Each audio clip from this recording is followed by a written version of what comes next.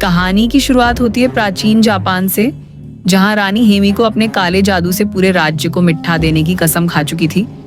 उसकी शक्तियां इतनी डरावनी थीं कि लोग उसका नाम लेने से भी कांप उठते थे। लेकिन देश को विनाश से बचाने के लिए राज्य के जनरल्स ने रानी के खिलाफ बगावत छेड़ दी। उन्होंने उसे पकड़कर एक ऐसे रहस्यमय द्वीप आइलैंड पर कैद कर दिया, जहां इंसान तो दूर परिंदे तक का नामो निशान नहीं था। सदियां बीत गईं। फिर एक दिन लॉर्ड रिचर्ड क्रॉफ्ट के हाथ एक पुराना नक्शा लगा, जिसमें उस द्वीप का सुराग था जहां रानी हेमिको को कैद किया गया था। सच की तलाश में रिचर्ड ने अपनी बेटी को लंदन में छोड़ दिया और खुद निकल पड़ा उस मनहूस टापू की ओर, जहां मौत उसका इंतजार कर रही थी। लेकिन एक दिन उसके पिता की पुरानी बिजनेस पार्टनर आना उससे मिलने आई। आना ने कहा, लारा, तुम्हारे पिता ने तुम्हारे लिए बहुत कुछ छोड़ा है, तुम्हें नौकरियों की जरूरत नहीं है। लेकिन लारा ने ठंडे लहजे में जवाब दिया, मुझे पैसे नहीं चाहिए, मुझे पिता चाहिए। 7 साल बीत चुके थे। रिचर्ड क्रॉफ्ट के गुम होने के बाद अब हर कोई यही मान चुका था कि वो कभी वापस सीख नहीं आएगा। लारा की जिंदगी अब एक मोड़ पर थी जब आना उसके पास आई और बोली, लारा, अब वक्त आ गया है सच्चाई का सामना करने का। तुम्हें ये पेपर्स साइन करने होंगे ताकि तुम्हारे पिता को कानूनी तौर पर मृत घोषित किया जा सके, वरना उनकी पूरी सरकार जब्त कर लेगी और तुम्हारे हिस्से में कुछ नहीं बचेगा। उस रात लारा अपने कमरे में अकेली बैठी थी। हाथ में वही नेकलेस था जो उसके पिता ने जाने से पहले उसे दिया था। रिचर्ड ने कहा था, अगर कभी तुम मुझे याद करोगी तो बस इसे हाथ में पकड़ लेना, मुझे पता चल जाएगा। लारा की आंखों में आंसू थे, लेकिन दिल में एक सवाल, क्या सच में उसके पिता अब इस दुनिया में नहीं है? अगले दिन लारा पहुंची क्रॉफ्ट होल्डिंग्स की विशाल बिल्डिंग में अपने पिता को मरा हुआ घोषित करने वाले पेपर्स पर साइन करने से पहले वकील ने उसे उसके पिता की आखिरी छोड़ी हुई चीज दी, एक रहस्यमयी पजल बॉक्स जिसका नाम था काराकुरी। लारा ने बॉक्स को ध्यान से घुमाया और कुछ ही पलों में उसने उसे सॉल्व कर लिया। अंदर से एक छुपा हुआ खत और एक छोटी सी चाबी निकली। मेरी आखिरी जगह का पहला शब्द। लारा ने कुछ देर सोचा और फिर तुरंत समझ गई। वो दौड़ी अपने पिता की कब्र के पास। वहां जाकर उसने पत्थर पर उकेरे नाम रिचार्ड का पहला अक्षर आर दबाया और तभी नीचे से एक छुपा हुआ लॉक सामने आया। लारा ने वो चाबी डाली और जैसे ही घुमाई, कब्र के पीछे की दीवार खिसकने लगी। उसके सामने खुला एक गुप्त दरवाजा जो सीधे जाता था रिचार्ड के सीक्रेट ऑफिस में। उसके अंदर धूल भरी फाइलें थीं, नक्शे और पुरानी रिकॉर्डिंग्स। लारा ने एक वीडियो कैमरा उठाया, उसमें रिचार्ड का चेहरा था। उसने कहा, लारा, अगर तुम ये देख रही हो तो इसका मतलब है कि मैं वापस नहीं आ पाया। तुम्हारी माँ की मौत के बाद मैं उसे दूसरी दुनिया में ढूंढने निकला था। इसी खोज में मैंने प्रोजेक्ट हेमी को शुरू किया, लेकिन ये ताकत गलत हाथों में गई तो पूरी दुनिया पर तबाही टूट पड़ेगी, इसलिए इसे जला दो। लेकिन लारा के अंदर से एक रहस्यमयी द्वीप पर कैद किया गया था, वो द्वीप जहां जाना मौत को बुलाने जैसा था। पिता की आखिरी बातों को जोड़ते हुए एक सच के करीब पहुंच रही थी। उसे पता चला कि रिचर्ड यामटाय नाम के उस रहस्यमयी द्वीप की ओर जा रहा था और जिस जहाज के कप्तान ने उसे वहां ले जाने का वादा किया था उसका नाम था लू रेन। लेकिन एक मुश्किल थी। लारा ने अब तक डेथ पेपर्स साइन नहीं किए थे, इसलिए उसे अपने पिता की कोई विरासत, कोई पैसा नहीं मिला था। फिर भी उसने हार नहीं मानी। उसने अपनी माँ का दिया हुआ जेड नेकलेस बेच दिया और जो थोड़े बहुत पैसे मिले उन्हीं से वो निकल पड़ी हांगकांग की ओर, एक ऐसा शहर जो कभी नहीं सोता। यहाँ लारा अपने पिता के पुराने रिकॉर्ड्स के सहारे उस जहाज के कप्तान लू रेन को ढूंढ रही थी। लेकिन तभी कुछ स्थानीय लड़के मदद के बहाने उसके पास आए और मौका देखकर उसका बैग छीन कर भाग गए। लारा ने बिना वक्त गंवाए उनका पीछा किया। वो भीड़ भरे बाजार और बोट्स के ऊपर कूदते हुए उन्हें पकड़ने की कोशिश करने लगी। लड़के एक चलती हुई नाव पर चढ़ गए, लेकिन लारा ने हार नहीं मानी। वो डॉक के ऊपर से दौड़ती है बाजार के रास्ते काटते हुए सीधी बोट तक पहुंच गई। जैसे ही उनमें से एक लड़का बोट से नीचे उतरा, लारा ने झपट कर उसे पकड़ लिया। वही लड़का जिसके पास उसका बैग था। लड़के ने चाकू निकाल लिया, लेकिन लारा ने फुर्ती से खुद को बचाते हुए एक हुक पर झूलकर दूसरी तरफ छलांग लगा दिया। और तभी उसकी नजर पड़ी समुद्र के बीचों बीच खड़ा एक पुराना जहाज, जिसके किनारे पर लिखा था वही जहाज जिसे लारा इतने दिनों से ढूंढ रही थी, लेकिन लारा का पीछा कर रहे लड़के अब भी पीछे नहीं हटे। उन्होंने उसे चारों तरफ से घेर लिया। तभी हवा में एक तेज गोली गूंजी और सब लड़के डर के मारे पीछे हट गए। गोली चलाने वाला कोई और नहीं बल्कि कैप्टन लू रेन था। लू ने लड़कों को भगा दिया और लारा से कहा, यहाँ से निकलो, ये जगह तुम्हारे लिए नहीं है। लेकिन लू की हालत देखकर लारा समझ गई कि उसने काफी पी रखी थी। वो लड़खड़ाते हुए जहाज से पानी में गिर पड़ा। लारा तुरंत नीचे कूदी, उस पर पानी फेंककर उसे होश मिलाने की कोशिश की और फिर अपने पिता का लेटर निकालकर पूछा, क्या तुम रिचर्ड क्रॉफ्ट को जानते हो? लू ने आधी बंद आंखों से जवाब दिया, रिचर्ड क्रॉफ्ट, वो नाम सुना है। मेरे पिता ने कभी उस आदमी से बात की थी शायद, लेकिन अजीब बात है, मेरा पिता भी उसी ट्रिप पर गुम हो गया था। ये सुनकर लारा सन्न रह गई। मतलब उनके दोनों पिता एक ही समुद्र के किस हिस्से में छिपा है? लू ने देखते ही कह दिया कि आइलैंड बहुत ही खतरनाक जगह पर है, वहां जाना मौत को बुलाने जैसा है। उसने कहा, मुझे तो अपने बाप से भी कोई फर्क नहीं पड़ता। लेकिन कुछ देर बाद जब उसने अपने पिता के साथ अपनी बचपन की एक फोटो देखी तो उसका दिल पिघल गया। लारा ने उसकी हालत देखकर कहा, कल रात तुम जुए में पैसे हार रहे थे, है ना? लू हैरान रह गया। लारा ने फिर मुस्कुराते हुए उसे एक डील दी, अगर तुम मुझे उस आइलैंड की जगह तक पहुंचा दोगे तो मैं तुम्हें अच्छा खासा पैसा दूंगी।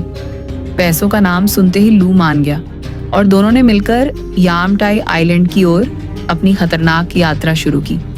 समुद्र की लहरों पर जहाज डोलता हुआ आगे बढ़ रहा था। लारा अपने पिता की डायरी के पन्ने पलटते हुए बैठी थी। तभी उसे उनके सामान में एक पुराना एशियन पजल मिला। उसे समझ आया कि रिचर्ड ने लिखा था, हिमिको को एक बंद दरवाजे के पीछे कैद किया गया था और मैंने उस दरवाजे को खोलने का तरीका ढूंढ लिया है। लारा को एहसास हुआ कि उस आइलैंड पर हिमिको की जगह तक पहुंचना आसान नहीं होगा। वहां उन्हें कई मुश्किलों और चालों से गुजरना पड़ेगा, लेकिन खतरा सिर्फ वहां तक पहुंचने का नहीं था, क्योंकि रिचर्ड के मिशन पर एक रहस्यमयी संगठन नजर रख रहा था। उनका नाम था ऑर्डर ऑफ ट्रिनिटी, एक ऐसा ग्रुप जो जादुई शक्तियों के जरिए इंसानों पर राज करना चाहता था। रिचर्ड को डर था कि अगर हिमिको की ताकत इन लोगों के हाथ लग गई तो दुनिया तबाही में डूब जाएगी। रात का अंधेरा गहराने लगा था। लारा अपनी बट पर सोई हुई थी कि अचानक उसकी आंख खुली। बाहर समंदर में तूफान उफान पर था। बिजली चमक रही थी, लहरें गरज रही थी। लू ब्रिज पर खड़ा जहाज को संभालने की कोशिश कर रहा था, लेकिन हवाएं इतनी तेज थीं कि जहाज हिल कर रह गया। लारा दौड़कर ब्रिज पर पहुंची और देखा कि वो लोग यामटाई आइलैंड के बेहद करीब आ चुके हैं, लेकिन अब विशाल लहरें जहाज को बार बार पीछे धकेल रही थी। लू ने चिल्लाते हुए कहा, लारा जहाज खाली करो, अभी तुरंत। लारा भागकर अपने केबिन में पहुंची। उसने अपने पिता की डायरी उठाई, लेकिन वही पुराना पजल पीछे रह गया। तभी जहाज की एक बड़ी लहर से टक्कर हो गई और जहाज का पिछला हिस्सा चट्टान से जा टकराया। सब कुछ टूटने की आवाजों में बदल गया। लारा डेक से फिसलकर सीधा समंदर में गिर गई। तूफान ने लू और लारा दोनों को अलग अलग दिशाओं में बहा दिया। लारा किसी तरह किनारे तक पहुंच गई, थकी टूटी भीगी हुई। उसने इधर उधर देखा, चारों ओर अजीब सी चुप्पी थी। तभी उसे एहसास हुआ कि वो अकेली नहीं है, इस आइलैंड पर और भी लोग हैं। वो कुछ समझ पाती इससे पहले ही किसी ने पी नुकसान नहीं पहुंचाना चाहता। तुम्हारी ही उम्र की एक बेटी है, मेरी भी। फिर उसने धीमी आवाज में कहा, मैं इस आइलैंड से तब तक नहीं जा सकता जब तक मेरा काम पूरा नहीं हो जाता। लारा ने अपना बैग चेक किया, वो खाली था। मैथियस ने थम मेरापन उतर आया। हमने उन्हें पकड़ा था, लेकिन उन्होंने हमारी बात नहीं मानी, तो हमें उन्हें मारना पड़ा। ये सुनते ही लारा जैसे पत्थर बन गई, आंखों से आंसू निकले। पर वो चुप रही, क्योंकि उसके दिल में अब सिर्फ बदले की आग जल रही थी। बाहर जब उसे बांध कर ले जाया जा रहा था, उसने देखा कुछ लोग पहाड़ के नीचे डायनामाइट से विस्फोट कर रहे थे। चट्टानें टूट रही थी और मजदूरों को जबरदस्ती काम करवाया जा रहा था। इन्हीं में से एक चेहरा लारा को पहचान में आया, लू रेन। वो भी कैद था और इन गुंडों के लिए थोड़ी देर बाद मैथियस ने आदेश दिया, सब लोग यहाँ से चलो, हमें अब अगले पॉइंट पर जाना है। रास्ते में लू ने लारा से धीरे से कहा, यहाँ काम करने वाले ज्यादातर लोग या तो मछुआरे हैं जिनके जहाज डूब गए, या फिर बेचारे वो लोग जो इन स्मगलर्स के जाल में फंस गए। लारा की आंखों में आंसू थे। मैथियस ने मेरे पिता को मार दिया। लू कुछ पल चुप रहा, फिर बोला, मुझे भी अभी पता चला, इन लोगों ने मेरे पिता को भी खत्म कर दिया। लारा ने धीरे से कहा, माफ करना। लू उसने सबको आदेश दिया कि इस एंट्रेंस के रास्ते को साफ किया जाए। लारा, लू और बाकी मजदूर उस रास्ते को साफ करने में लग गए। तभी एक बूढ़ा मजदूर थककर जमीन पर गिर पड़ा। गार्ड ने गुस्से में उसकी तरफ बंदूक दान दी, उठ और काम कर वरना गोली मार दूंगा। लारा और लू ने तुरंत उस बूढ़े की साइड ले ली। तभी पीछे से मैथियस आया। उसकी आंखों में कोई दया नहीं थी। उसने बिना कुछ सोचे बूढ़े के सीने में गोली दाग दी। वो सब कुछ वहीं जम गए, लेकिन लू ने झट से एक कसी उठाई और गार्ड पर फेंक दी ताकि लारा को भागने का मौका मिल सके। लारा तुरंत वहां से भागी। पीछे से गोलियों की आवाज गूंज उठी। एक गार्ड ने लारा पर बंदूक तान ली थी, लेकिन लू ने आगे बढ़कर उसे गिरा दिया। अपनी जान दांव पर लगाकर उसने लारा को बचा लिया। लू ने भी उसके पीछे भागने की कोशिश की, मगर मैथियस ने पीछे से गोली चला दी, जो जाकर उसकी बांदू में लगी। लारा पहाड़ी की तरफ भागती रही। उसकी सांसें तेज थीं। उसने एक गिरे हुए पेड़ पर चढ़कर घाटी पार करने की कोशिश की, लेकिन लगातार चलती गोलियों की आवाज से उसका ध्यान भटका और वो नीचे नदी में गिर पड़ी। तेज बहाव उसे बहा ले गया, लेकिन उसने पूरी ताकत लगाकर ऊपर आने की कोशिश की।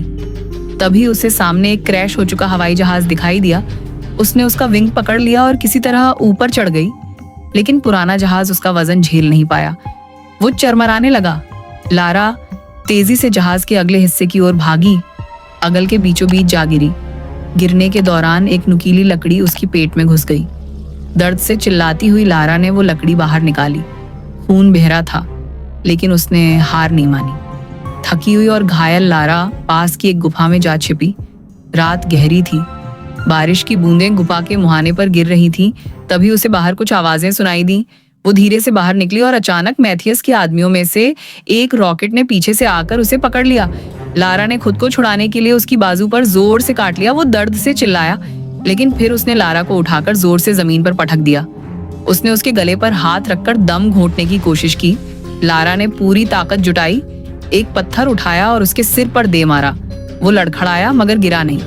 लारा ने फिर वार किया और इस बार उसे नीचे गिरा दिया। गुस्से और डर के बीच लारा ने उसका चेहरा कीचड़ में दबा दिया। रॉकेट तड़पता रहा और फिर कुछ ही पलों में उसकी सांसें थम गई। लारा वहीं बैठी थी, सांसें टूटी फूटी, हाथ कांपते हुए, लेकिन उसकी आंखों में अब डर नहीं था। सिर्फ एक आग थी, जिंदा रहने की आग। लारा अभी भी अपने हाथों पर लगे रक्त को सोचते हुए हिल रही थी कि तभी अंधेरे में किसी शख्स की परछाई पर उसकी नजर पड़ी। बिना देर किए उसने उसका पीछा किया और पहाड़ी की चोटी पर पहुंचते ही ठंडा झटका लगा। वो कोई और नहीं, उसके पिता रिचर्ड थे। रिचर्ड उसे देखकर सन्न रह गया, पर लारा की आंखों में सच्चाई देखकर उसकी कठोर मुस्कान टूट गई। उसने धीरे से लारा के जख्म पर पड़ी बांधी और फुसफुसाया, अब तुम यहाँ नहीं रुकोगी, मैं तुमको अकेला नहीं छोड़ूंगा। सुबह हुई तो पूरे शिविर में हलचल थी।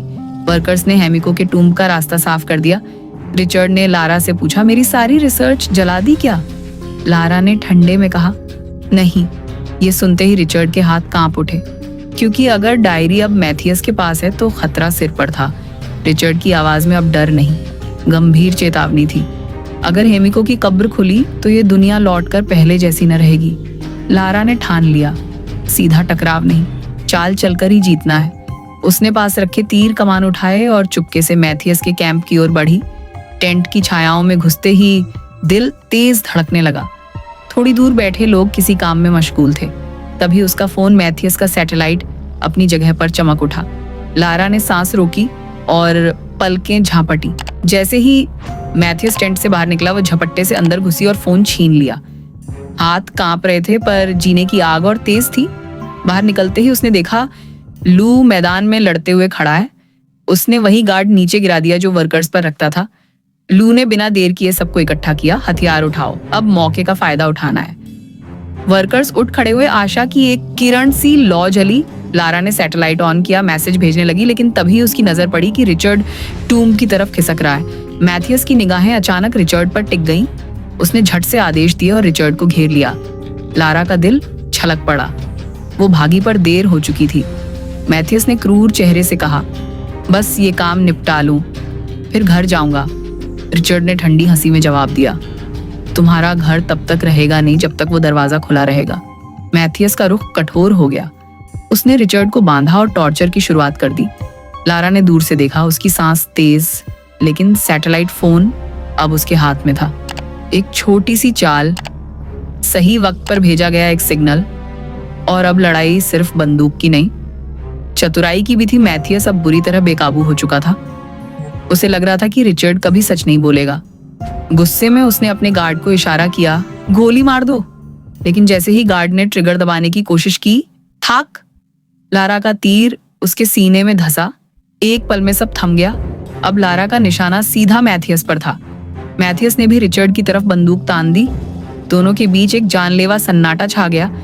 मैथियस ने ठंडी आवाज में कहा, अगर तू सच में अपने बाप को बचाना चाहती है तो ये टूम्ब खोल दे। लारा जानती थी ये गलती भी हो सकती है, लेकिन अगर उसने कुछ नहीं किया तो रिचर्ड मर जाएगा। उसके चेहरे पर डर और हिम्मत दोनों की लकीरें थीं।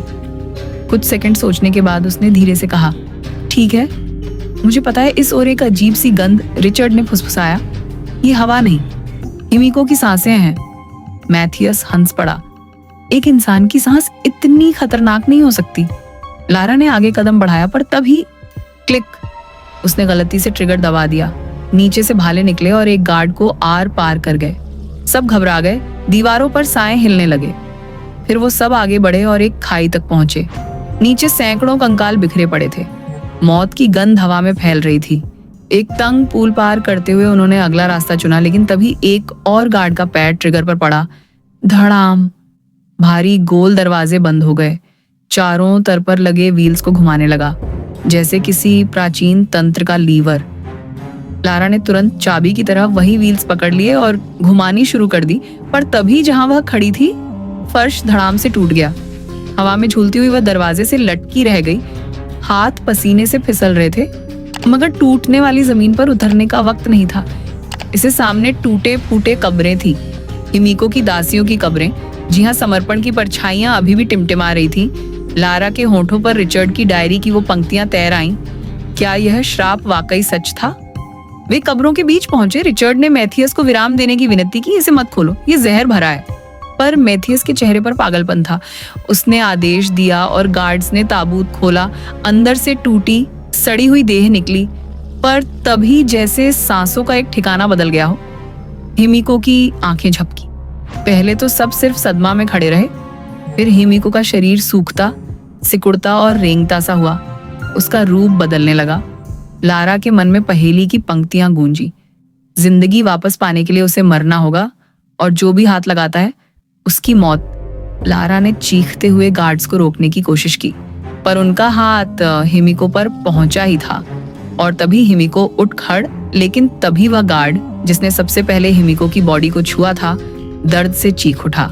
उसके हाथ काले पड़ने लगे, नसें फूलने लगीं और उसका मांस गलने लगा, मानो कोई जहरीला जंतु उसकी नसों में दौड़ गया हो। अब सबको समझ आ गया, हिमिको के शरीर में कोई भयानक वायरस था, और इसी वायरस को दुनिया से छुपाने के लिए उसने खुद को इस कब्र में कैद किया था। देखते ही देखते उस गार्ड का पूरा शरीर सड़ गया। डर और दर्द से पागल होकर उसने गोलियां चला दी। उसकी गोली दूसरे गार्ड को लगी जिसने बॉडी को पकड़ा हुआ था, और वह वहीं गिर पड़ा। अगले ही पल मैथियस ने बिना जिंच के उस पहले गार्ड को भी गोली मार दी। इस भयावह नजारे के बावजूद मैथियस का लालच कम नहीं हुआ। उसने कांपते हुए हाथों से हिमिको की एक उंगली काटी। बस यही सबूत मेरे बॉस को काफी होगा, उसने बुदब पीछा कर रहा था। इसी बीच मैथियस ने जमीन पर पड़े रिचर्ड को कहा, तुम्हें घर जाना चाहिए। लेकिन रिचर्ड की आंखों में सख्ती थी। जब तक हिमिको की उंगली इस द्वीप पर है, मैं कहीं नहीं जाऊंगा। ये वायरस बाहर गया तो पूरी दुनिया। मैथियस ने गुस्से में फिर गोलियां चलाई, पर अब उसकी गन खाली हो चुकी थी। तभी पीछे से एक भयानक आवाज आई।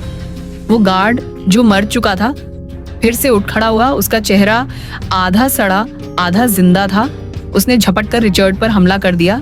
रिचर्ड ने जान की बाजी लगाकर उसे गोली मारी, पर बहुत देर हो चुकी थी। उस गार्ड ने उसे छू लिया था। रिचर्ड की सांसें भारी होने लगीं, और अब वो जान चुका था कि वायरस उसके अंदर भी फैल चुका है। वो तुरंत उस पर चढ़ गई, और अगले ही पल ऊपर से पैनी लकड़ियों की पोंछार बरस पड़ी।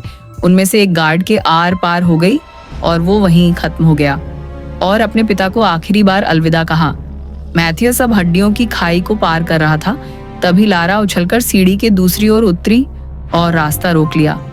उसने एक जोरदार लात मारी और मैथियस नीचे जा गिरा, लेकिन वो इतनी आसानी से हार मानने वाला नहीं था। दोनों में जबरदस्त लड़ाई शुरू हो गई। मैथियस ने लारा की गर्दन पकड़ ली, पर लारा ने पूरी ताकत से उसे धक्का दे दिया। वो जानती थी अगर मैथियस बच गया तो सब खत्म हो जाएगा, इसलिए उसने सीढ़ी को नहीं गिरा दिया। अब मैथियस ने कुल्हाड़ी उठाई और वार किया। लारा जमीन पर गिरी, उसकी सांसें तेज थीं। तभी दूर रिचर्ड ने हिमिको के टूम में बम विस्फोट कर दिया। धमाके की आवाज से मैथियस का ध्यान भटका और उसी पल लारा ने उसे लात मारकर नीचे गिराया। फिर हिमिको की उंगली वाला बैग उसके मुंह में ठूंस दिया। कुछ ही सेकंड में मैथियस के शरीर में पूरा टूम हिलने लगा। पत्थर गिर रहे थे, फर्श टूट रहा था। लारा ने दीवार पर चढ़ते हुए ऊपर निकलने की कोशिश की। बाहर लू ने उसे देखा और सहारा देकर किसी तरह उसे बाहर। दोनों ने ट्रिनिटी के हेलीकॉप्टर देखे और पायलट्स को बंदूक की नोक पर वहां से उड़ने को कहा। अगर तुम्हें ये कहानी पसंद आई हो तो वीडियो को लाइक करो, चैनल को सब्सक्राइब करो। मिलते हैं अगली वीडियो में।